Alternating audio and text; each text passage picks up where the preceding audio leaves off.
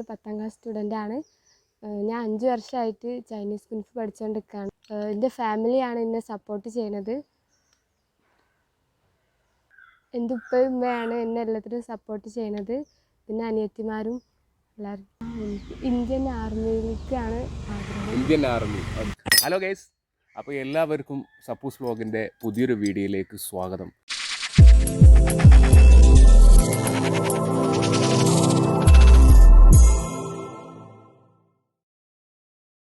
ഇന്ന് നമ്മളുള്ളത് ഒരു പ്രതിഭയുടെ കൂടെയാണ്. പ്രതിഭ എന്ന് പറഞ്ഞാൽ നമുക്കറിയാം, ചൈനീസ് കുൻഫു ഇൻ്റർനാഷണലിൽ ബ്ലാക്ക് ബെൽറ്റ് നേടിയിട്ടുള്ള അരീക്കോടിനടുത്ത് ഊർങ്ങാട്ടിരി പഞ്ചായത്തിലെ കിണറടപ്പൻ എന്ന പ്രദേശത്ത് താമസിക്കുന്ന ഫിദ നൗറിൻ എന്ന ഒരു കലാകാരിയുടെ വിശേഷങ്ങളാണ് ഇന്ന് നിങ്ങൾക്ക് മുന്നിൽ പരിചയപ്പെടുത്താൻ പോകുന്നത്.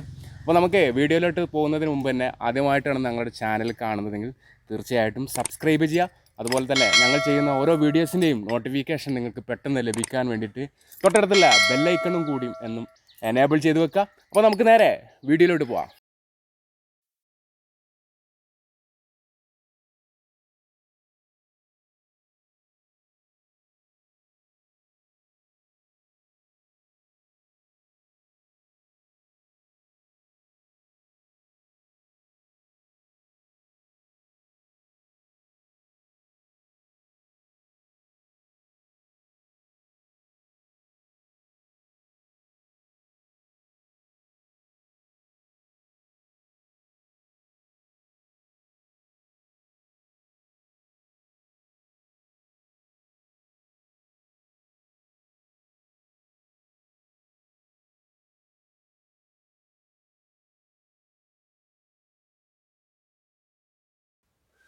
എൻ്റെ പേര് ഫിദ നൗറിൻ.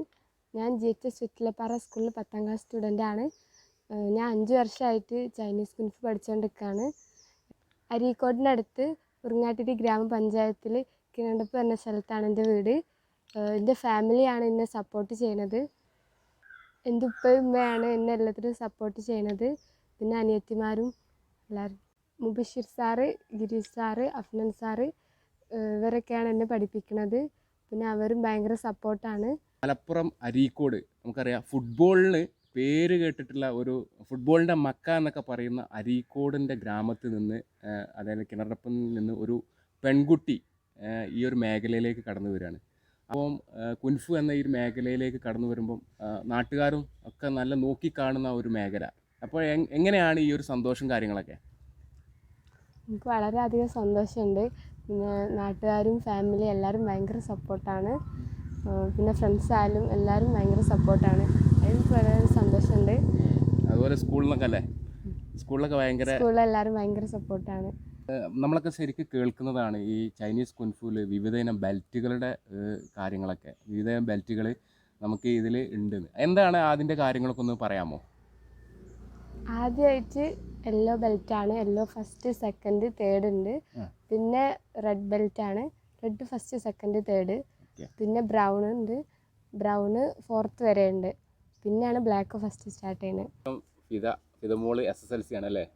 നമ്മുടെ ജീവിതത്തിലെ വൈത്തിരിവ് ആയിട്ടല്ല, നമ്മുടെ ഭാവി നിർണ്ണയിക്കുന്ന ഒരു പ്രധാനപ്പെട്ട ഒരു സംഭവമാണ്, ഒരു എക്സാമാണ് SSLC. അങ്ങനെ SSLC പഠനവും ഈ ഇത് എങ്ങനെ പോകുന്നു, നമ്മുടെ ഈ ട്രെയിനിങ്ങും എങ്ങനെ പോകുന്നു? കുഴപ്പമില്ലാതെ പോകുന്നുണ്ട്. രണ്ടും മുന്നോട്ടൊപ്പം കൊണ്ടുപോകാനൊക്കെയാണ്. ഈ SSLCൻ്റെ മുന്നേ ബ്ലാക്ക് എടുക്കണം എന്നൊരാഗ്രഹം ഉണ്ടായിരുന്നു. അതേതായാലും നടന്നു. ഒക്കെ ജീവിതത്തിൽ ഓരോരുത്തർക്കും ഓരോ സ്വപ്നങ്ങളുണ്ടാവും. ആരായിത്തീർന്നാൽ എവിടെ എത്തിച്ചേരണം. ഫിദയെ സംബന്ധിച്ച് അത്തരത്തിലുള്ള എന്തെങ്കിലും സ്വപ്നങ്ങളും ആഗ്രഹങ്ങളും ഇല്ലേ? അതൊന്ന് പറയാമോ, എന്തൊക്കെയാണെന്ന്? എൻ്റെ ആഗ്രഹം എന്ന് പറഞ്ഞാൽ ഇന്ത്യൻ ആർമിയിലേക്കാണ്. അവിടെ ജോയിൻ ചെയ്യാനാണ് താല്പര്യം. ഈ ആർമി തിരഞ്ഞെടുക്കാൻ പ്രത്യേക കാരണങ്ങൾ എന്തെങ്കിലും?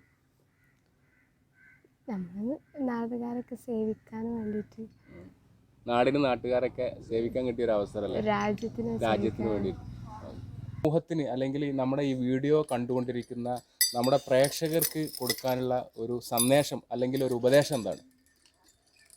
ഇന്ന് സ്ത്രീകൾക്കും കുട്ടികൾക്കെതിരെ ധാരാളം ആക്രമണവും പീഡനങ്ങളൊക്കെ നടന്നുകൊണ്ടിരിക്കുന്ന കാലമാണ്. അപ്പോൾ എല്ലാവരും ഇത്തരത്തിലുള്ള ഓരോ ആയോധന കലകളിൽ ഏർപ്പെടണം എന്നാണ് എൻ്റെ അഭിപ്രായം. പിന്നെ സ്കൂളിലും ഇങ്ങനത്തെ ഒരു പാഠ്യപദ്ധതി കൊണ്ടുവരണമെന്നാണ്.